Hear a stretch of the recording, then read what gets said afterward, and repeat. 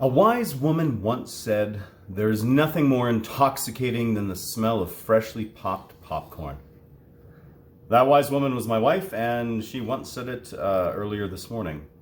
So based on that, I think we're going to try to make a popcorn sourdough. I haven't tried anything like this before. This is a big experiment, but let's give it a whirl. So for the sourdough, I'm going to be using 375 grams or mils of filtered water, and that's going to result in a 75% hydration sourdough just based on the water. However, to that, I'm adding, this is unsalted butter. I've got 100 grams of this, which comes out at 20% based on the baker's percentage. And I'm just going to be adding this here. Try to get most of that in. I'm going to stir it up. I mean, butter on popcorn is important, so here we go. I've got, this is 500 grams of strong baker's flour. And I've got the popcorn here. This is 75 grams, which is a lot. That's why I'm using this large bowl here. We're going to see how this works. I'm going to just crunch it up a little bit as I attempt to mix this in here. Normally I try to mix my sourdough with just one hand, however, this needs more. Okay, there, we got a little bit of the air out of those popcorn pieces. I didn't want to like blitz up the popcorn or anything or shred it. I wanted it to still kind of have its shape and size and result in some fun little bites of popcorn in this bread. Maybe, or this could be the worst thing ever. We'll find out.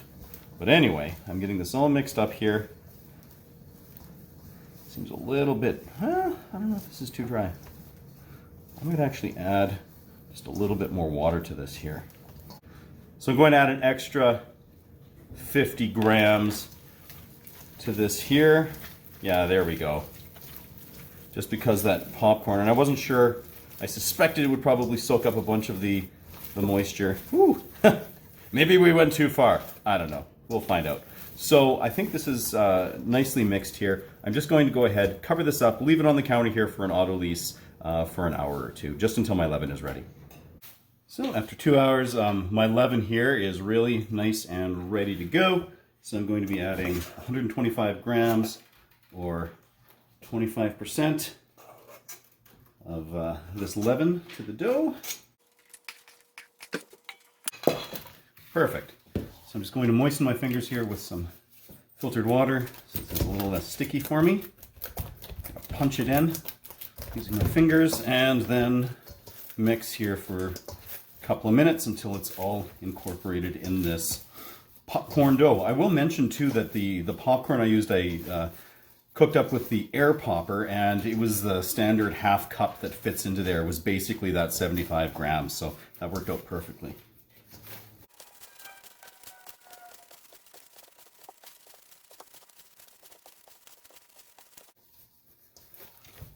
Okay, and I think that's good right there. It's really popcorny and buttery smelling here in the kitchen right now. I'm going to go ahead, cover this back up with plastic, and then give it probably about half an hour before I add some salt. All right, after that 30 minutes, I'm going to go ahead and sprinkle in this salt. This is 9 grams, which is 1.8% salt. And similarly to that leaven, I'm just going to go ahead and plunge it in with my fingertips there, which I moistened with some filtered water. And I'm just going to pinch and fold here to get it mixed in. This will take another minute or so here.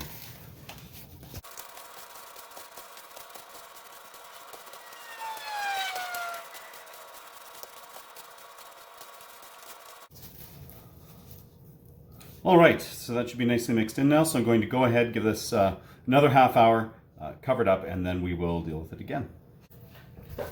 All right, so after that 30 minutes, I'm just going to see if I can pull off a bit of a stretch and fold here. A little stiff with all that popcorn. I think that butter in there too isn't helping because the dough feels a little cool, so that the butter is probably a little bit firm. Okay, this is kind of hard to do, so I'm not even going to force this last one. I'm just going to kind of fold it over a little bit. I think what I'll do is I'm going to let this sit for a half hour, and then I'll try some kind of like a modified forced coil fold that I do with some stiffer doughs. And yeah, so we'll be back in 30 minutes. So after another half hour, I'm going to, let's see here. Yeah, they don't want to just coil fold sort of on their own, or it doesn't want to coil fold on its own. So I'm just kind of gently pulling around, tightening it up, sort of similar to what would happen during a coil fold. Yeah, you can see it's just like really holding its shape. Okay, so I'm going to do probably 2 more of these with 30 minutes in between. So after 2 hours following the 3rd coil fold, it seems like it's nicely fermented. Just going to go ahead and give this a little pre-shape here, and then I'm going to let this sit here. Just going to cover it up and give it about 5 minutes. Then it'll be time to, it's a little too poofy for that. There we are. And then we'll do a final shaping. And after that 5 minutes, well, I guess, surprise, surprise, this hasn't really lost any of its shape. I'm just going to give it a little bit of a spin here. And then I will flip it into this Banneton.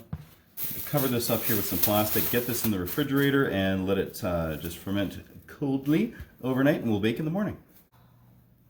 All right, morning of the bake. I've got my sourdough ready here. My oven has been preheated with the combo cooker cast iron in there for about an hour, and I am ready to bake.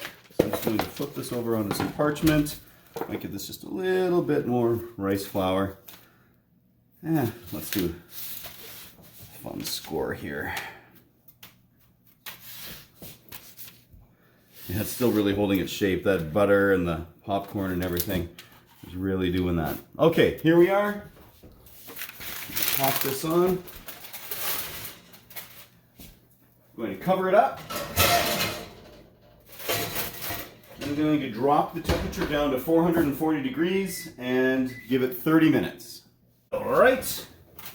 So after 30 minutes, ooh, very fun. Just going to uncover that, and then on the other side I'm making too. I'm going to just drop this down to 430 degrees, and I will check on it in 20-ish minutes. After 22 minutes, I am pulling this here. Ooh, I am excited. Let's get a closer look. Smells buttery. Not quite super popcorny, but I bet you that might change when we cut in. Very nice. All right, here it is. The moment I'm waiting for. Let's slice into this.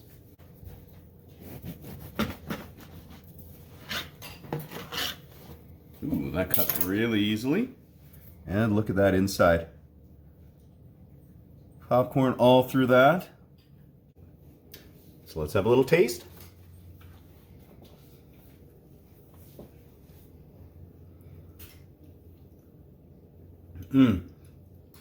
It has just a little bit of that popcorn character to it. Hold on here.